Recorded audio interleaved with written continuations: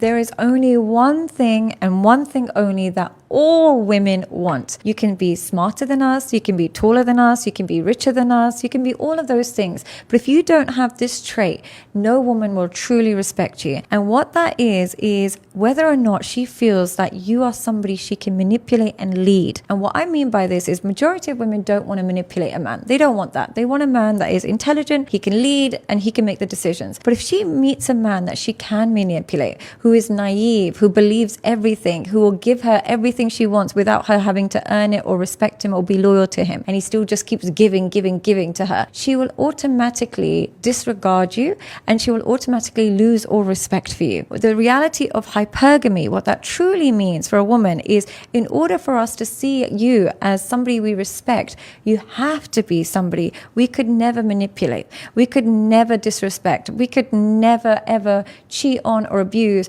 because we know that we might lose you. But if we feel like we can do all of those things and you're not going anywhere, there's no way we can respect you. And if you want to learn exactly how to become a man that no woman can manipulate and women only respect and cherish, then all you have to do is comment the word masterclass and you'll be sent a link to my absolutely free masterclass that takes place on the 1st of March, teaching you exactly the skills and tools you need to get the respect you deserve. Men who desire and focus on keeping the peace at the expense of keeping the respect are always going to lose that woman. Let it be known that this behavior is something you're uncomfortable with, and you let it be known. And now if she continues to break that boundary after you've communicated it again and again and again, you don't keep repeating yourself. You remove yourself. Instead of repeating yourself and like holding her by the throat and trying to get her to understand and respect you, you simply respect yourself and you leave. And if she sees that you can't respect yourself enough and you can't leave her, you've already lost her. What really makes a man high value is a really high level of self-esteem, and self-esteem simply comes from self-respect. What self-respect looks like is doing what's best for you, even if you want to give in to your current desires. And what I mean by that is, let's say, for example, this woman is fantastic and she's great sex, but you know she's dangerous, you know she's chaotic. You know, the man that can't walk away from that woman and hyper attaches to her is automatically low value, because he has allowed one desire to dictate all his behavior. High value men can suppress some of their current desires for their long-term vision of themselves. They have the ability to practice self-control in different areas of their life. When you have a man who's very nice, who's very good to you, but he's also honest and he's also sincere, he'll say to you, oh, that looks terrible. Oh, you shouldn't have done that. Oh my God, don't handle that. And even though it might be hard to hear, you start to trust their opinion. You start to recognize they're not a people pleaser. You recognize their masculinity. You recognize that this is attractive, and you recognize that truth means something to this person. And we're always attracted to people who attach to the truth, not people who attract to peace. Now, if you don't say your boundaries and you allow a woman to completely disrespect them, even though you're feeling it, you know in your soul she's disrespecting your boundaries, but you're still begging her to be with you, and she's doing unacceptable behavior and you're still begging her, then you fall into the category of a simp. But that can happen with women, men, anyone can do that. But strong boundaries create good neighbors. The moment we put our boundaries up, people then know how to behave around us, and we become simp free. We become immune to being a simp. Women are attracted to somebody who is able to tell the truth. We're attracted to confrontation. We're attracted to risk takers. We're attracted to that because it signals that they can lead us. Now, if a woman feels like she's with a guy who's a people pleaser and will just want to keep the peace, I can't call a guy who's a people pleaser and ask him for advice. I just can't. If I think, oh God, I look terrible in this, but then I call a friend of mine who's a complete people pleaser, I'm going to get nothing out of that conversation. Confidence is your ability to complete a particular task. So let's say, for example, I'm really confident at cooking, or let's say I'm really confident at my work. That's my self-confidence. I might be filled with it.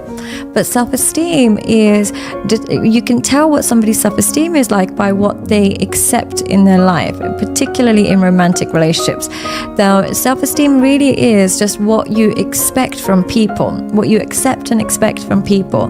Now, somebody who accepts a lot of abuse probably has low self-esteem. A man that is very much makes great, fantastic decisions, has a lot of self-control, is able to exercise self-control when it comes to sex, money, food. In general, he has a life which he can be proud of. There's a lot of self-respect in who he is.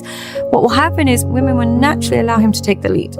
They will naturally submit to to him. And as a result, she can focus on raising the children. She can focus on being a woman. She can focus on looking after him. When he is unable to control his urges, she then has to take the driving seat. And as a result, she gets frustrated because she sees him as an extra child rather than as a leader. Men that avoid the friend zone is they gear themselves naturally towards women they can see are attracted to them. There's some level of mutual attraction. Friend zone men will look for women that they're attracted to but are not paying attention to whether she's physically. How do you know if she's into you or not into you? I think that's the one thing. Guys, I think universally are all like, I had no idea she was into me. I had no idea. Like, you just have no clue. I would say one indicator is you have to polarize a woman. And what I mean by that is you have to put her in a position where she's either forced to show that she's interested or not interested. And it could be as simple as you walk quite close to her. And if you see that she's leans in, she's probably connected to you. But if you walk closer, if you lean in and you can see that immediately she goes somewhere else, the attraction isn't there. So it's more of a case of you put her in a position to see, you polarize her. Is she going to go towards you, or she's going to lean towards you or lean against you? And that signals attraction. And and physical affection is really important as well. So what I mean by that is even little things like body language. If they're sitting on a sofa, they'll lean in towards you. They'll make that eye contact. They allow you to put your hand on their thigh or whatever it is. Number one skill that keeps men in their masculine and their boundaries is how they perform sexually.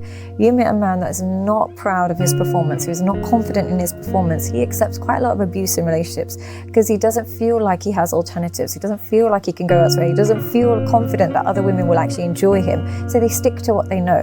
Whereas men that have confidence in that area, it gives them a confidence to walk away. It's heavily linked without them realizing this. Nice guys find themselves isolated, whereas good guys find themselves surrounded by people.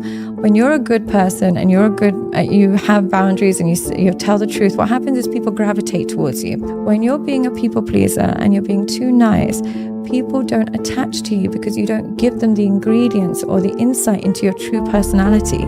You're simply nodding and smiling. So what happens is you don't leave your mark on people. People don't remember you. People don't feel connected to you. I really, really, really admire a disciplined man. And even with me, even with my behavior, stick to your guns, stick to your morals, stick to your work hard, be inspiring. I'm inspired by that. I'm inspired by a man that says, we're going this, we're doing that. And I do like a man who naturally, instinctively likes to look after his woman. Not necessarily financially, emotionally as well. Enjoys looking after and being with a woman. I don't enjoy that man that is accessible and available to everybody and anybody. He's here, there, and everybody. Every girl wants to be with him, and every girl has been with him. It loses his allure.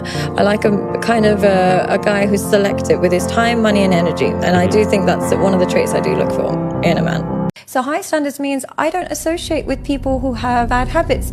I don't associate with women that constantly gossip about other women. I don't associate with women who bond over hating the same person and discuss and gossip about people they hate. I don't spend time in environments that are low value. So I wouldn't necessarily be in environments where there's excessive self-indulgence, where there's loads of drugs and alcohol, where there's loads of partying and just non-peaceful environments. I don't place myself in cheap environments.